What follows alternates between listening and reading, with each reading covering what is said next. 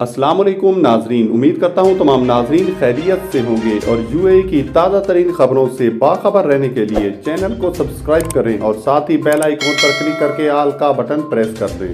سفارت خانے کی جانب سے جاری ایک دستاویزات میں کہا گیا ہے کہ متحدہ عرب امارات میں مقیم پاکستانی بہن بھائیوں سے گزارش کی جاتی ہے کہ وہ کورونا وائرس کی موجودہ صورتحال کے پیش نظر اپنی اچھی صحت کے ساتھ ساتھ اپنے آس پاس تمام لوگوں کی حفاظت کا خیال رکھیں اور اس کے لیے بنے قوانین کا احترام کریں۔ متحدہ عرب امارات نے کورونا سے متعلق قوانین کی خلاف ورزی کرنے والوں کے خلاف جرمانوں کا فیصلہ کیا ہے۔ اس حوالے سے پاکستانیوں سے جرمانوں کی تفصیلات شیئر کر کے انہیں متعلقہ خلاف ورزیوں سے اجتناب کی ہدایت کی گئی ہے۔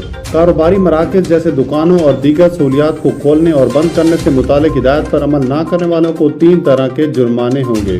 اگر شاپنگ مال میں خلاف ورزی کی ہو تو 50,000 درہم۔ اگر ملازمین کے کورونا PCR ٹیسٹ مثبت آئے ہوں اور آپ نے متعلقہ حکام کو خبردار نہ کیا ہو تو اس حوالے سے 20,000 درہم کا جرمانہ ہوگا۔ چھوٹی سطح پر اجتماعات میں قوانین کی خلاف ورزی پر منتظمین کے لیے 50,000 درہم اور شرکاء کے لیے 15,000 درہم کا جرمانہ ہوگا۔